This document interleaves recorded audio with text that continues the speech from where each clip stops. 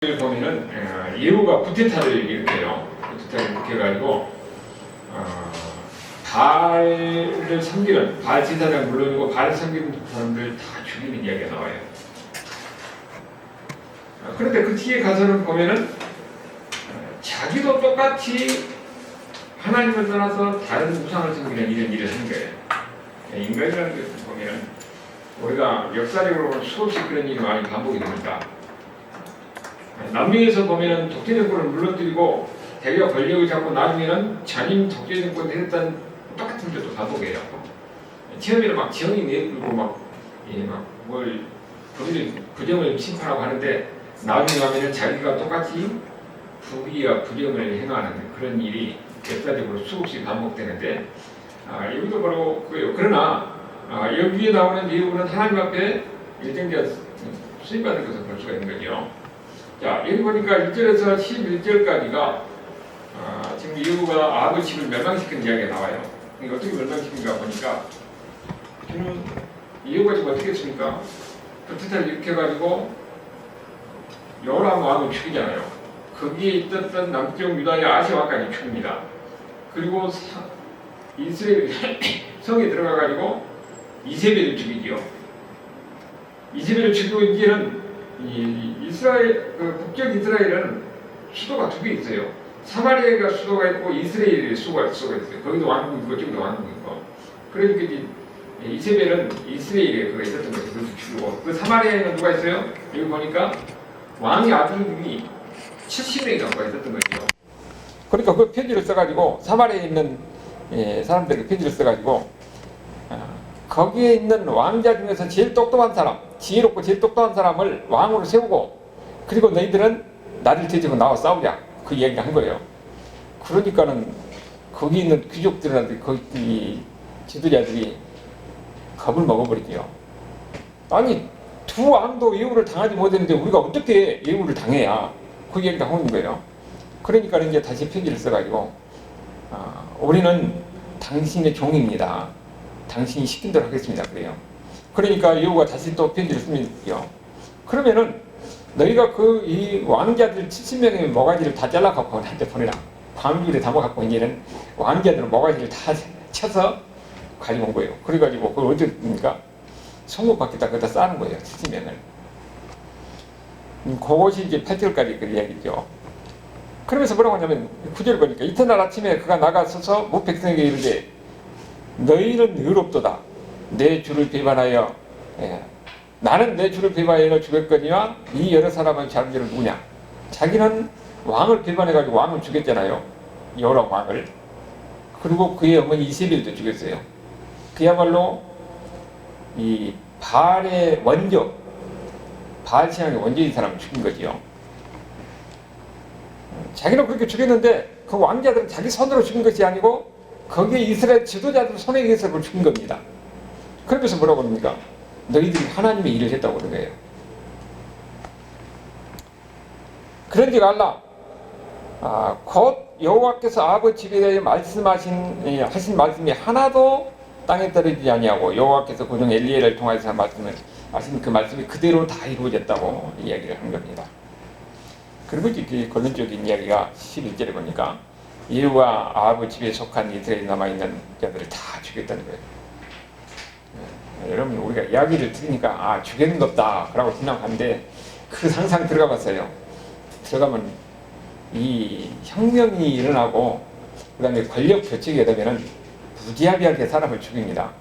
지금도 보면 이 정권이 바꿔지면 뜨니까 전임자들은 막 다 쳐내잖아요. 사람을 죽이진 않지만 지금도 막 쳐내고 막 집요하게 이 뭘 꼬투리로 잡아가지고 감옥에 넣으려고 하고 지금 그런 상황이에요. 예후와 아합에 속한 이스라엘에 남아있는 자들 다 죽이고 그의 귀족들과 신뢰받는 자들과 제사장들 다 죽인 거예요.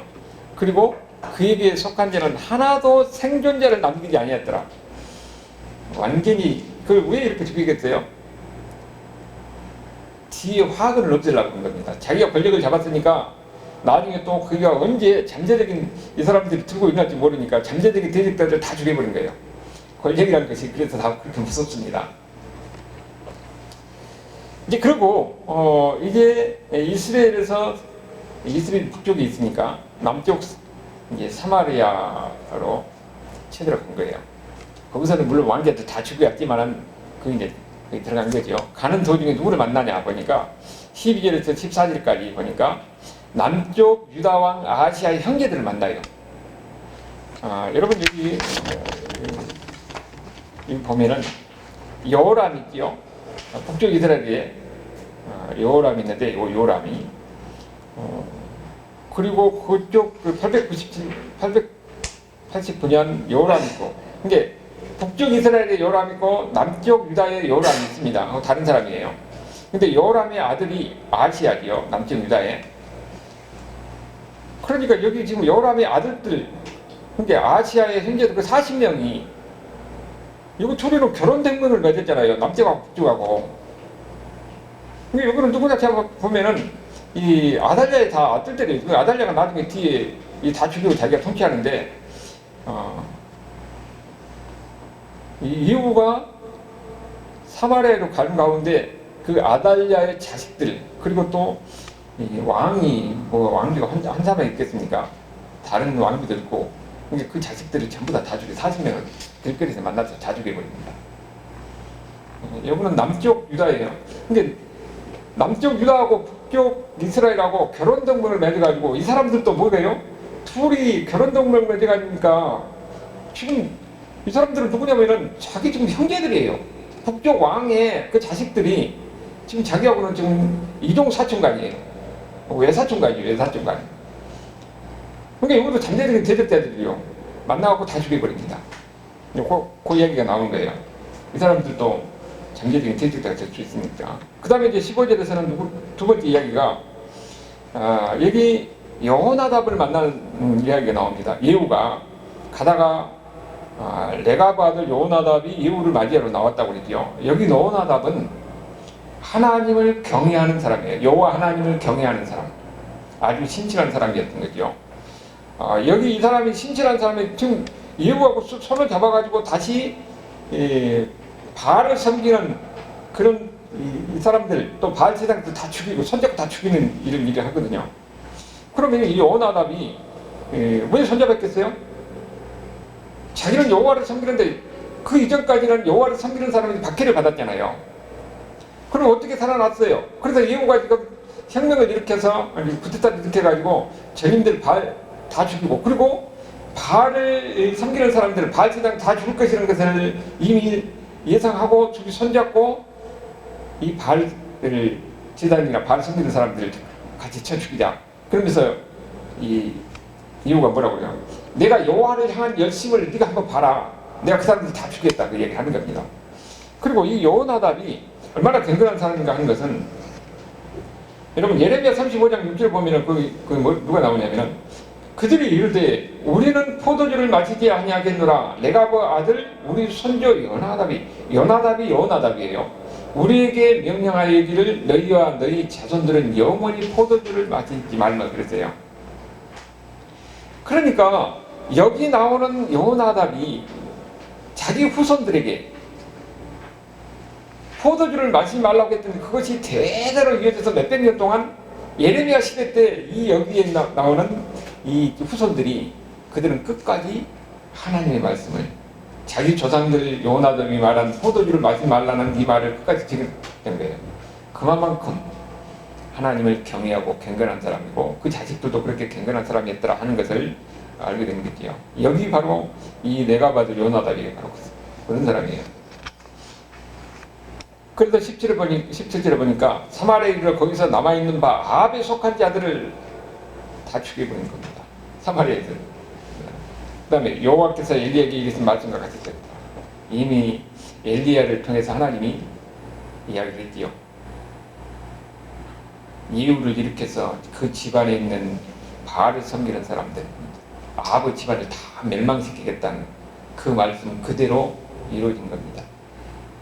사람들은 자기 생각대로 행동을 하지만은 이미 계획된 대로, 하나님의 계획대로, 하나님의 예정한 대로 다 이루어지고 있는 거예요. 그 사람들은 자기가 지금 어떻게 생각하니, 자기가 어떻게 하는지를 모르지. 자기가 나름대로 권력을 위해서 지금 예후가 하는 일은 사실 보면은 이 사람은 자기가 권력을 잡았으니까 자기 권력을 안정을 위해서 방해되기가 반대 사람들 다 죽이는데, 그것이 하나님이 이미 예언한 대로 악을 행하는 아합 집안, 이세벨의 집안을 다 멸망시켰다는 그 말씀이 지금 이루어지고 있는 겁니다. 우리가 하나님의 역사를 보면요, 하나님의 역사는 초자연적으로 이렇게 이 하늘에서 우박을 내리고 뭐 바다가 갈라지고 막 이런 역사도 있지만은, 대부분 다 하나님이 일할 때는 뭐예요? 사람을 통해서 하십니다. 사람을 통해서. 사람을 세워서 하나님이 심판하고자 하는 자를 심판하시고 악을 제거한 자를 제거하시는 거예요. 그런데 그러면은 하나님 앞에 쓰임받는 그 사람은 하나님의 바른 사람이었느냐? 뭐 그렇지만은 않아요. 하나님은 이런 사람도 쓰고 저런 사람도 씁니다. 그가 예수 믿는 사람인지 안 믿는 사람인지 초신자인지 오래 믿는 사람인지 상관없이 하나님의 자기 목적을 이루고 하는 데는 하나님이 그들을 사용하는 거예요. 여기 예후가 그 사람이 하나님과 신실한 사람이었나, 그것을 떠나서 하나님은 이 예후를 통해서 아합 집안을 멸망시키려고 지금 일을 하고 있는 겁니다. 누구라도 하나님이 쓰는 거예요. 그리고 이제 구체적으로 어떻게 이제 이 예후가 권력을 잡고 나서 어떻게 하는가, 18절에서 28절까지 보면은 바알을 섬기는 사람들을 다 죽이는데 어떻게 죽여요? 속임수를 쓴 거죠. 계략을 써요. 제사 될 테니까 이 바알을 섬기는 사람들 다 모여라. 그리고 그 바알 신당에다가 만약에 한 사람이라도 여기 빠지면은 그 사람들 다 죽이겠다고 이야기해요. 그러니까 겁을 먹어가지고 이 바알에 가서 성대하게 제사를 지낸다는 겁니다. 그러니까 이 사람들 신나게 왔겠지요. 자기들이 신 바알에게 제사를 당하는데 성대하게 한다고 그러니까. 그러니까는 21절에 보니까 이쪽부터 저쪽까지 아주 바알 신당에 가득 찬 거지요. 그러면서 참 뭐라고 하냐, 그들과 옷을 입히라는 것이야. 구별돼. 혼동 안 하게. 바알을 섬기는 사람, 바알 세상들을 전부 다 붉은 옷이면 전부 다 붉은 옷을 입히라는 거예요. 그리고 예후하고 레갑의 아들 여호나답이 거기 신전에 들어가서 여기서 여호와를 섬기는 사람들 한 사람도 여기 못 있게 해라. 다 나가라고 그래요. 여호와를 섬기는 사람들 다 빨리 나가라고. 그러니까 그 사람들 어떻게, 그러니까 거기서 곤란했겠죠. 너 바알 안 믿잖아. 너 여호와 믿잖아. 그리고 다 쫓아내는 거예요. 그리고 주변에 어떻게 만들어요? 군대 80명을 옆에다 딱 포위하게 만들어가지고 거기서 한 사람도 빠짐없이 다 죽이라는 거예요. 그리고 만약에 한 사람이라도 도망가면은 도망가게 한 너희가 네 목숨을 대신할 것이다. 그렇게 하고 거기 있는 사람들 다 죽입니다. 여러분, 이거 참 그냥 우리가 그 이야기로 듣는 것 같은데 모가지가 날아간 거예요. 모가지가. 그러면서 모가지가 하나님이 악에 대해서 심판하면 이렇게 심판한다는 것을 보인 겁니다. 그때까지는 한때는 그야말로 아합이 바알 신앙이 온 세상을 지배한 것 같은데, 이제는 하나님이 엘리야를 통해서 그랬잖아요. 철저히 아합 집과 이세벨의 집을 멸망시켰다고, 예후를 통해서. 그런데 예후는 자기가 왕이 될 사람 생각도 없었는데 하나님이 이미 엘리사를 통해서 이 서한을 통해서 거기다 머리에다 기름을 붓고 네가 왕이 될 것이다 그러니까는 갑자기 자기가 왕이 되는 이런 마음이 생겨가지고 거기서 예후가 왕이 됐다고 하니까 진짜 왕이 돼버려요. 그래가지고 쿠데타를 이렇게 해서 결국은 완전히 이 바알을 섬기는 사람들을 전멸시키는 이런 장면을 지금 우리에게 보여주는 겁니다. 그런데 예후가 하는 행동은 또 이 사람이 철저히 하나님의 여호와를 믿는 사람이 아니잖아요. 그러니까 아까도 이야기했지만은 지금 자기가 권력을 잡았어요. 권력을 잡으면은 그 전임자에 충성했던 사람들이 곳곳에 있어요. 언제 어떤 상황이 될지 모르는 겁니다. 그는 하나님 앞에 쓰임받았지만 자기 권력을 위해서 더 지나치게 사람들을 많이 죽입니다. 자기 권력의 안정을 위해서, 자기를 위해서 그렇게 열심히 해서 왕권을 공고히 하기 위해서 그렇게 형국했죠. 그리고 이제 28절, 29절에 보면은 예후가 잘한 일을 잘못한 일에 대해서 이야기를 하고 있어요. 28절을 보니까 예후가 이와 같이 이스라엘 중에서 바알을 멸했다 하는 것은 잘한 일이죠. 그런데 아직 예후가 잘못한 일은 뭡니까? 29절에 이스라엘에게 범죄한 느바세 아들 여로보암 곧 베델과 단에 있는 금송아지를 섬기는 제사는 떠나지 아니하였더라. 이건 뭐냐면은 원래 하나님은 예루살렘에다가 성전을 세워서 거기가 성전이지요. 거기서 하나님 앞에 제사를 드리게 돼 있어요. 그런데 남과 북이 갈라지니까 만약에 북쪽에 있는 이스라엘 백성들이 남쪽으로 계속 이렇게 내 성전에 들어가서 제사를 드린다 나오면 어떻겠어요? 사람이 또 가면은 마음이 달라져요. 그러니까 정치적인 의도로 딱 막아버립니다. 막아버리고 예루살렘 성전을 못 가게 만드는 거예요. 하나님은 예루살렘의 성전에서 이스라엘 백성들을 하나님 앞에 제사를 드리고 거기서 예배를 드리라고 했는데 거기서만 하나님 안 막는다고 그랬거든요. 근데 못 가게 만들어 놓고 어떻게 해요? 베델과 단에다가 거기다 제단을 만들어 놓고 금송아지를 갖다 놓고 여기가 바로 여기서 여호와를 섬기라고 하는 거예요. 그러니까 그 사람들이 금송아지를 갖다 놓은 것은 나름대로 여호와 하나님을 섬긴다고 해서 금송아지를 만들어 놓고 거기서 하는 거예요. 근데 그것이 여로보암이 그렇게 했잖아요. 그 후로 모든 왕들이 그 지혜를 범합니다. 그래서 여로보암의 지혜에서 벗어나지 못했다. 그 얘기를 하고 있는 거예요. 그런데 여호와가 잘한 일은 뭡니까? 하나님의 사용돼서 아합 집안과 이세벨의 집안, 바알을 섬기는 사람들 다 멸망시키는 일을 하잖아요. 그건 잘한 일이죠. 그래서 30절에 그에게는 잘한 일에 대해서 하나님이 복을 줍니다. 여호와께서 여호와에게 이르시되 내가 나 보기 정직한 일을 행하되 잘 행하여 내 마음에 있는 대로 아합의 집을 다 행하였은즉 내 자손이 이스라엘 왕위를 4대까지 지내게 하리라. 여러분, 그 사람들이 4대까지 왕이 되는 것은 하나님이 정해준 거예요. 하나님이 복을 준 겁니다. 여러분, 그러니까 지금도 마찬가지예요. 권력은 하나님으로부터 나온 거예요. 그가 하나님 앞에 정직하게 바른 일을 행하면 하나님 그걸 지켜주지만은 하나님을 떠나서 악을 행하고 무슨 다른 신의 조정을 받아가지고 무슨 도사의 조정을 받아가지고 이 정치를 하고 그러면은 그는 하나님이 분명하게 심판하십니다. 여기 바로 구원을 얘기하는 거예요. 지금 일부가 여기 사용돼서 좋은 일을 하니까 하나님은 거기에 대해서 복을 주는데 이스라엘에서 4대까지 간 데가 없거든요. 북쪽 이스라엘에서 여기는 4대까지 가나. 여기 보면은 예후가 그 밑에 아하스가 왕이 되고 요아스가 왕이 되고 그러죠. 그 4대까지가 지금 예후의 후손들이에요. 여기 그런데 그가 그러면은 하나님을 잘 섬겼느냐? 그건 또 아닌 것 같아요. 31절에 보면 그러나 예후는 전심으로 이스라엘 하나님 여호와의 율법을 지켜 행하지 아니하며 여로보암이 이스라엘에게 범한 그 지에서 떠나지 아니하더라. 그가 친칠하게 하나님을 섬긴 것은 아닌 것이지요. 그러면 어떻게 되겠어요? 그가 하나님을 잘 섬겼을 때는 하나님 복을 주는데 그가 이미 하나님의 말씀대로 행하지 아니하고 율법대로 행하지 아니하고 악을 행하면 그 다음에 어떻게 됩니까? 그저 하나님이 심판합니다. 어떻게 심판하는 거 보니까 32절에 보니까 어떻게 됩니까? 그때 여호와께서 이스라엘에서 땅을 잘라내기 시작하매 하사엘이 이스라엘의 모든 영토에서 공격을 하게 됐어요. 하사엘이 누구예요? 아람 왕이죠. 하사엘은 누가 왕이 되게 했습니까?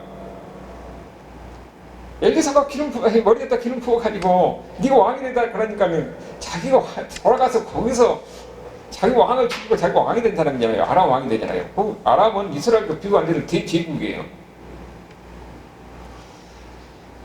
그런데 이 하사엘이 결국은 북쪽 이스라엘 예후를 침략하기 시작해서 완전히 명한 게 아니라 차츰차츰 약화십니다. 약화시켜요. 어떻게 약화신 거 했더니 33절에 보니까 요단 동쪽 길르앗 온 땅과 갓 사람과 루벤 사람과 므낫세 사람의 땅 아르논 골짜기에 있는 아이로에서부터 길르앗과 바산까지 됐다. 이거는 어디냐면은 요르단강 동편 땅인데 이스라엘 백성들이 출애굽하면서 이 므낫세 반지파라든지 갓 지파라든지 이 루벤 지파가 우리 이 땅이 좋으니까 우리 여기서 살랍니다. 그러니까 모세가 뭐랍니까? 너희와 처자식들과 짐승을 나눠놓고 너희들이 다 가서 가나안 땅을 다 정복할 때까지 너희는 못 들어온다. 그렇게 하겠느냐? 그러니까 그 사람들이 그거 나눠놓고 자기들이 가나안 땅을 정복할 때까지 가서 싸워요. 그리고 나중에 거기가 돌아와서 여기서 삽니다. 이 땅이에요. 근데 이 땅은 어떻게 해요? 하사엘이 침략해갖고 다 뺏겨버린 거예요. 하나님이 이미 예후가 하나님의 말씀대로 행하지 않은 거예요. 아무리 그렇게 좋은 일을 해도 하나님의 말씀대로 행하지 않으면 하나님은 거기에 대해서 상응하는 심판을 하신다는 것을 보이는 거죠. 그래서 이제 북쪽 이스라엘이 차츰차츰 역화되는 과정을 이렇게 우리가 보여주고 있는 겁니다. 근데 그가 잘못했던 것은 뭐라고요? 여로보암의 지에서 떠나지 아니하더라. 금송아지를 섬기는 이런 사건이지요. 우리가 하나님 보면은 예후가 잘한 일에 대해서는 하나님 복을 주는데 잘못한 일에 대해서는 반드시 책임을 물으시고 거기에 보응을 하신다 하는 것을 우리가 볼 수가 있는데, 거기에 대한 도구로 아람의 하사엘이 사용되는 것을 볼 수가 있죠. 우리가 이거 가만히 보면 어떻게 됩니까? 아합이 잘못해서 아합을 심판하는데 누구를 사용해요? 아합의 집안을 멸망시키는 데는, 그리고 이세벨이 특별히 그 악을 많이 행하니까 아합의 집안과 이세벨을 또 별도로 이야기를 해요. 아합의 집안을 멸망시키면서 이세벨도 아주 처참하게 죽음을 당하잖아요. 누구에 의해서? 예후에 의해서. 하나님의 예후를 통해서 이미 아합의 집안 이세벨을 다 심판한 거예요. 완전히 그 집안을 그야말로 씨도 안 남겨놓고 다 죽여버려요. 그런데 예후가 잘할 때는 하나님께서 그에 대해서 상응하는 복을 주는데, 그가 하나님의 말씀대로 행하지 않냐고 하나님을 따라서 악을 행할 때는 어떻게 됩니까? 이제는 하사엘을 통해서 예후를 심판합니다. 그래서 예후가 차근차근 이 땅을 빼앗기고 세력이 약화되고, 그리고 이제는 하나님의 약속을 했던 4대까지, 그러니까 차근차근 약화돼서 나중에 망하는 길로 가게 되는 거죠. 하나님이 이렇게 도구로 사용한 것을 봅니다. 우리가 모르는 거예요. 하나님이 누구를 통해서 누구를 심판할지도 모르는 것이고, 우리가 하나님 앞에 생길 때 하나님께서 우리가 보이지 않는 가운데 누구를 통해서 우리에게 복을 주는지 모르는 겁니다. 우리는 항상 어떤 안목을 가져야 된다고 그랬어요? 우리가 세상에 보이는 대로 저 나라가 강했으니까, 북쪽 아람이 강하니까 이스라엘이 쳐서 그가 망했는 겁다, 땅을 빼앗고 하는 겁다 하는데, 이미 여기 보이지 않는 이 영적 세계에서는 어떤 일을 벌여요? 하나님이 그렇게 작정하신 겁니다. 그러면 그때 하나님이 동시에 지금은 어떻게 했어요? 동일한 하나님이에요. 지금도 우리가 보면은 국제 정세가 자기 힘의 논리에서 돌아간 것 같지만은 궁극적으로는 하나님의 뜻에 의해서 움직인다는 것을 우리는 그런 안목으로 봐야 돼요. 그러면은 이런 우리가 지금 남북 관계에 있고 이런 이 주변 강대국 속에서 있는 이 우리나라는, 우리는 우리 힘으로가 아니라 여기는 예수 믿는 사람들은 하나님 안목으로 봐야 되겠죠. 그래서 기도해야 되는 거예요. 하나님의 주권 속에서 하나님이 악에 대해서는 분명히 심판하시는 하나님을 우리가 바라보면서, 인간이 볼 때는 연약하고 보잘것없는 하나님은 어떻게 그 사람, 그 강한 사람이 하루아침에 망하게 되는 것은 우리가 보게 되는 거죠. 그 이야기가 이사야 10장 12절 12절을 보니까 뭐라고 그럽니까? 내가 사마리아와 그 우상들에게 행함같이 예루살렘과 그 우상들에게 행하지 못하겠느냐 한다. 그러므로 주께서 주의를 시온산과 예루살렘에 다 행하신 후에 아수르 왕의 완악한 마음의 열매와 높은 눈의 자랑을 벌하신다고 그랬죠. 하나님이 이스라엘을 누구를 통해서 멸망시켜요? 아수르를 통해서 멸망시킵니다. 그런데 그 아수르는 어떤다고요? 아수르는 또 바벨론을 통해서 하나님이 그를 멸망시킵니다. 심판을 도구로 사용되는 거죠. 여기는 안 나오는데 그 15절에는, 이사야 10장 15절에는 아수르가 도끼로 사용되는 거예요. 하나님의 손에 이르는 도끼로 자기 백성 이스라엘이 제약에 대해서 심판 도구로 사용되는 거예요. 그러니까 권력도 한순간이에요.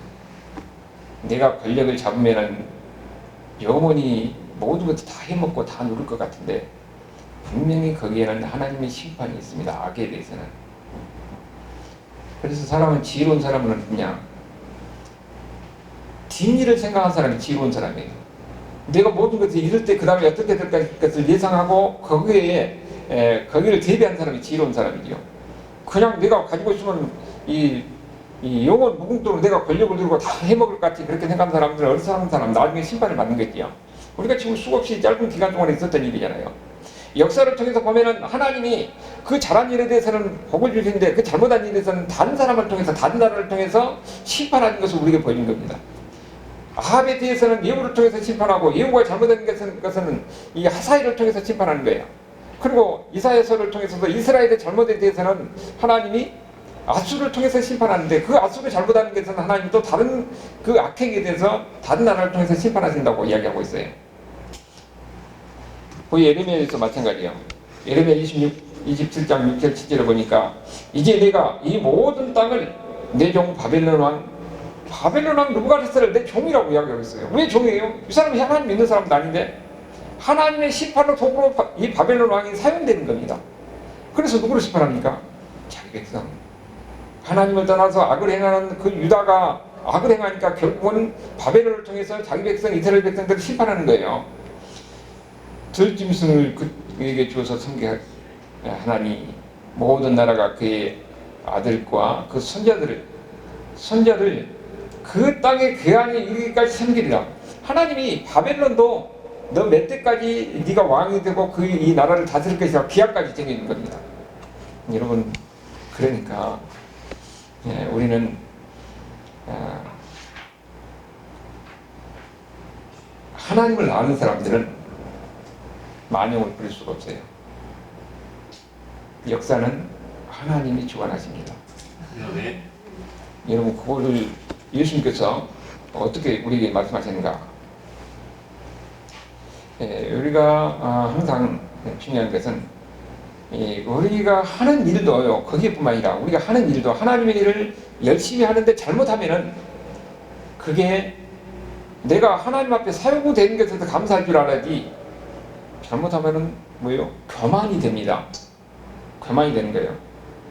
사람이요, 권력을 잡으면은 누구가 힘이 있으면은 내가 잘해서 이렇게 하는 것 마냥 자기를 드러내려고 하고 만용을 부리기 시작하는데 거기에 대한 심판이 분명히 있습니다. 우리가 하나님 일을 할 때도 마찬가지로, 세상도 마찬가지로 하나님 일을 할 때도 내가 하나님 앞에 사용되는데 잘못하면 내가 도구로 사용되는데 그것이 나의 교만이 되고 내 자랑이 될 수가 있는데 그것이 죄가 될 수 있다는 거예요. 그것도 지금 어떻게 합니까? 마태복음 7장 21절 23절에서 그 이야기예요.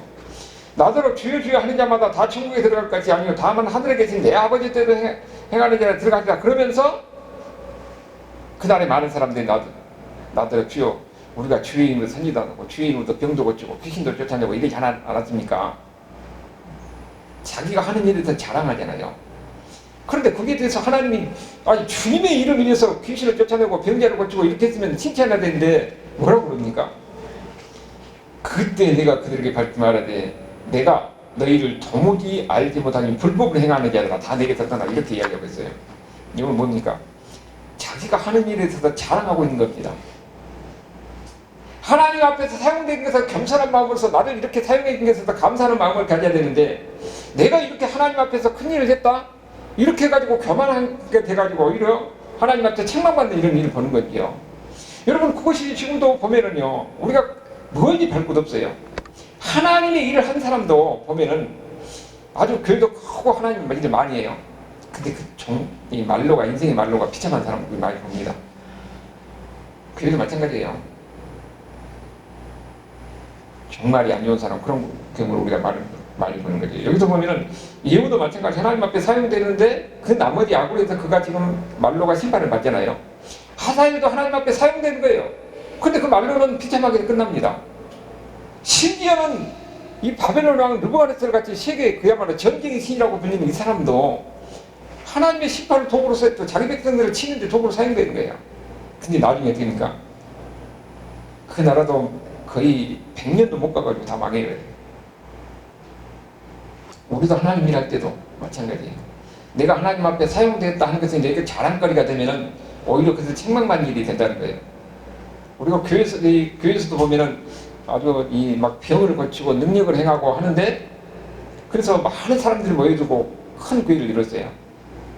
그런데 예수님이 뭐라고 그래요? 불법을 행하는 자들아 내게서 떠나라. 그럴 수가 있다는 거예요. 그리고 우리가 보면은 실제적으로 마지막에 참 비참하게 끝나는 사람들 많이 봅니다. 그러니까 은사를 받고 능력을 받는 사람들이 오히려 겸손해야지 잘못하면은 이런 꼴이 나는 거예요. 우리는 그렇기 때문에 내가 하나님 앞에 쓰임 받는다. 항상 어떤 마음을 가져야 돼요? 낮은 마음, 겸손한 마음을 가져야 돼요. 진짜 하나님을 아는 사람은 자랑할 수가 없는 거죠. 교만할 수도 없어요. 항상 겸손하고 낮은 마음으로 갈 수밖에 없습니다. 예수님을 알고 마지막 심판을 알고 이것이 나로부터 나는 것이 아니라 하나님이 나를 사용하고 나에게 은혜를 주셔서 내가 이렇게 사용되구나 하는 때는 더 겸손하고 더 얕을 수밖에 없어요. 이 사람이 진짜 믿는 사람이지요.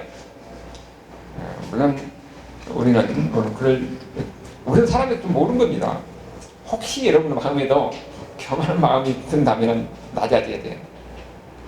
하나님은 그 사람에게 끝까지 복을 주고 그 사람은 끝까지 그에게는 상급이 있는 것이죠. 이런 은혜가 저희 여러분의 삶 가운데 함께 있기를 주님으로 축원합니다. 아멘.